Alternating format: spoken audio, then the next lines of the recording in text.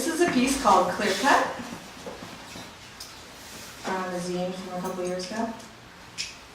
The land was a gift from my grandparents, my father's mother and her husband, my step-grandfather. Our 5 acres was originally part of a huge parcel that my step-grandfather had sold or endowed to various members of the family. My father grew up on this land and had been part of a farm culture that my grandparents had tried to foster, although from the way he tells it, the country life consisted almost entirely of begrudging hard work and dysfunctional family relationships. An exemplary story involves a lynx that the family caught in a trap and shot.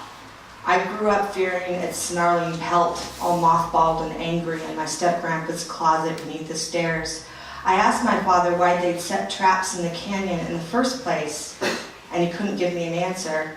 It must have seemed natural to them to rig the forest with iron jaws. That was their relationship to the land, and it remained unexamined. Nonetheless, when I was 6 years old, my family returned to the property, to the scene of the crime, so to speak. We moved from our rental house in Portland out to our inheritance, a wooded 5-acre plot with a creek at its nadir.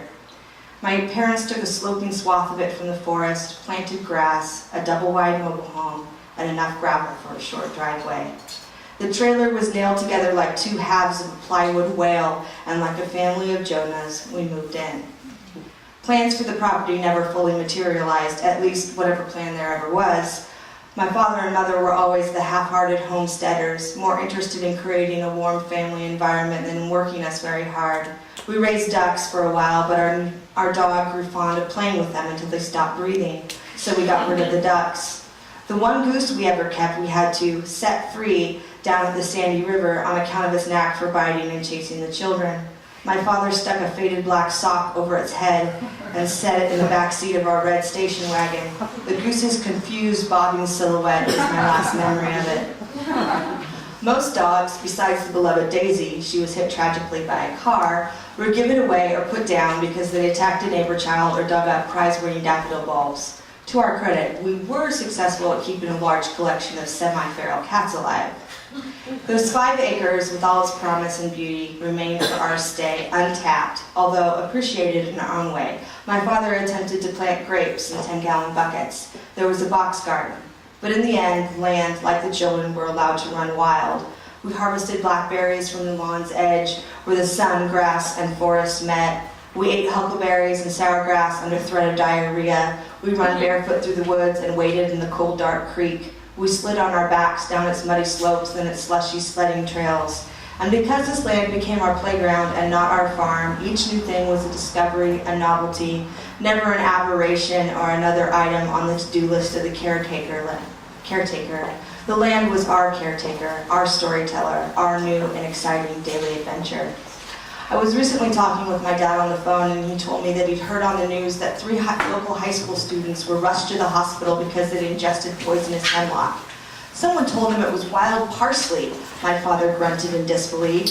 I mean, I wouldn't eat anything that someone told me was wild whatever, unless it was a wild Snickers bar. Really? I said I would have. As a child, I ate stuff all the time that people told me it was edible. I believed them. I ate huckleberries and sour grass and other stuff. My dad grew quiet on the other end of the phone. Man, I wish I'd had a better idea of what you were eating and not eating. In truth, although my father expresses guilt about it now, it was my parents' very laissez-faire attitude that made my childhood so spectacular. This, in combination with my homeschooling, contributed to the fact that from ages 6 to 12, I spent nearly every day in the woods. Whole weeks went by without any math work getting done. I spent summer days beating up the neighborhood boys with clubs my sisters and I had made from uprooted alder stalks. We rubbed our faces black with ashy wood from a particular stump, a blackened relic from some ancient forest fire. We adorned our faces with clay. We ran through patches of stinging nettle. We climbed trees and fell out of them. We got the wind knocked out of us, got concussions, rashes, scrapes, and cuts. In the meantime, we were in continual warfare with the neighborhood boys and relished in making the weakest of them cry. By the 6th grade, I developed an almost unhealthy fantasy life that involved our woods as the manifestation of a private fairyland, as well as amassing a substantial collection of tokens, amulets, and bottles of colored sand that I carried around with me everywhere in my pockets at all times. The woods were my familiar and my exotic. Depending on the day, the season, they were a fairyland, a jungle, the wilds of Europe, or simply the woods. My sisters and I had improved upon the deer trails by building forts all along the property. We named each bend and hill. Every tree of note had a personality, a spirit, and some story, if only in the dark attic corners of our prepubescent brains. Then, in 1993, my family, broke and desperate, logged our property and prepared to move to Wisconsin to run a restaurant. Years later, my father tells me that no one is going to hell for clear-cutting 5 acres. I know he's right. In the grand scheme of things, and the wisdom of forest ecology even, our tiny plot of earth means little. The acreage we logged was well below the recommended maximum, comparable to a naturally occurring wildfire. And we followed the rules. We replanted, we respected the riparian zone. It wasn't a sin, and if hell exists, we won't enter its gates on account of the clear cut. But I should have said, yes, we aren't going to hell for this, but it was my acres. My 5 acres, it was mine. Our 3-bedroom mobile home sat on the market, sat on ravaged land over the summer, and it didn't sell, and in the end, we stayed put. In hindsight, we dodged a bullet in our decision not to move to Prentice, Wisconsin, and run the restaurant with a family friend. We would have moved into the apartment above the restaurant, us 6 girls, small-town waitresses. My father would have had to get up every morning at 5 a.m. to snowblow the parking lot. This is not the type of man my father is. My father counters that he thinks he is this type of man, but that he would have done it, but he wouldn't have liked it. Ironically, the only real industry in Prentice, Wisconsin was the manufacture of logging equipment. It was some of this very machinery that came and logged our woods. 2 decrepit logging trucks limped down our crooked gravel driveway that spring. In 3 days of manic chainsawing, the loggers felled every tree worth felling. I don't remember the men. I have no memory of their faces, their clothes, if they even spoke to us. I only remember the whine of the blades through the trees, the dramatic crash of each trunk. I recall that when a Douglas fir falls, it momentarily resembles a palm tree, the way the crown of the tree seems to throw up its hands in hallelujah or submission, panic, and ecstasy. Inevitably, the logging of our property marked the end of my childhood. That next year, after our false start at moving, my parents enrolled me in Corbett High School, and I don't remember spending much more time in what was left of the woods. It was too depressing. What I didn't realize at the time was that it would take years to process that grief, that our poverty and denial kept me from truly feeling what the loss of the woods meant. Last year, when my mother informed me that our old neighbors in Corbett, Pete and Lee Bauer, had bought some of my grandparents' original property and had plans to turn it into a land trust, I was ecstatic. This distinction meant that the 30 acres they purchased could never be logged. It would remain forest, a preserve for plants and wildlife. Lee Bauer told me that the land was second old growth, that the trees were over 100 years old. I was so excited that my stomach literally turned over in response.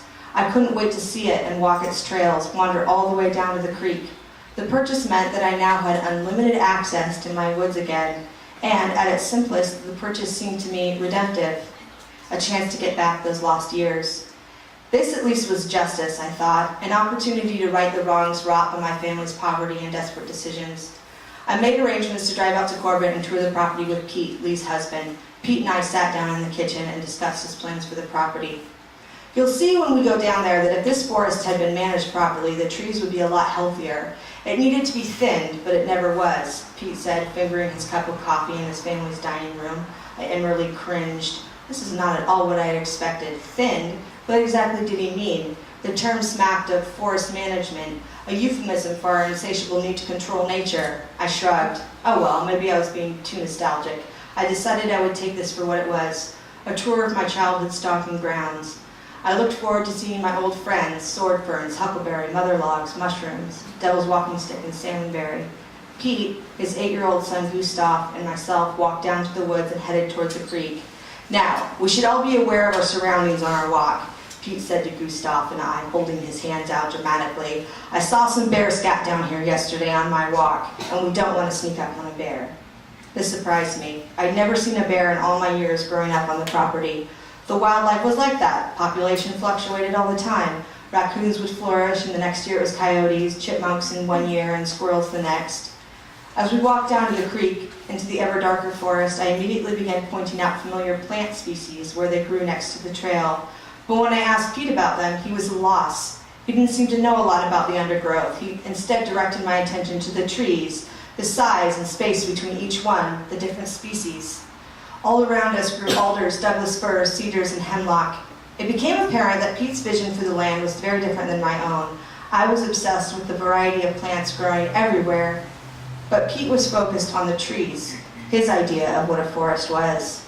I doubted that he'd ever pulled himself up a steep hillside with the help of a sturdy sword fern, or scratched his initials into the spory underside of a white mushroom. His was the perspective of an adult, whereas I still viewed the forest through the eyes of a child. I wondered how my own father might see the woods, and I wondered why it even mattered. As we walked down the narrow trail, hopping occasionally over a fallen log, my mind grew more crowded with memories not of the land, but of my family's place in it. Years ago, my father trekked from our property via the creek all the way down to the Sandy River. He went alone and started much too late in the afternoon. By the time he arrived at the Sandy, some 4 miles away, it was twilight, and he had to stumble through the darkness, up through someone's backyard, and ask to use their telephone to call for a ride. In the months before my family sold their property and moved to Gresham, my father talked Pete into accompanying him on this odyssey once again. Pete accepted, but told me that the trip was hell. It was a mess of cold, murky water, blackberry bushes, and slippery boulders. I had never taken the trip myself, but couldn't help wondering what Pete had expected. My father, on the other hand, had relished the trip, and with a machete in one hand, had hacked his gleeful way all the way to the Sandy River. Pete's complaint also pointed to another difference between him and my father. My parents had decided to cut down all of our trees. Pete had rescued them. As I sorted out my own feelings towards the forest, the right and wrong of it grew as murky and turbid as the creek itself. As we walked underneath the ever-thickening canopy, Pete kept warning Gustav not to get out of eyesight because of the bear. I remember that when I was a kid, my father had never once mentioned danger or bears in the same sentence. I had never tried to exert any kind of supervision over the hours I spent in the woods alone. After our hike, Pete and I chatted for a while longer in the living room. Pete's an airline pilot and told me that since 9/11 there's been an effort to train and arm pilots. That was a big danger, that the pilots weren't armed. It's a safety issue. Pete went on to tell me that he just completed a training program so that he could carry a gun on the job. Well, you're familiar with guns, though, I said. I mean, you've hired a gun before, right? Well, I was in the Navy, Pete replied. So yeah, I've fired a gun, but I'm not a gun nut or anything. Although I do think that living out in the country, you should have one for your own protection. Pete grinned and pulled up his sweatshirt. There was a gun strapped to his chest. He'd been wearing it the entire time we walked in the woods.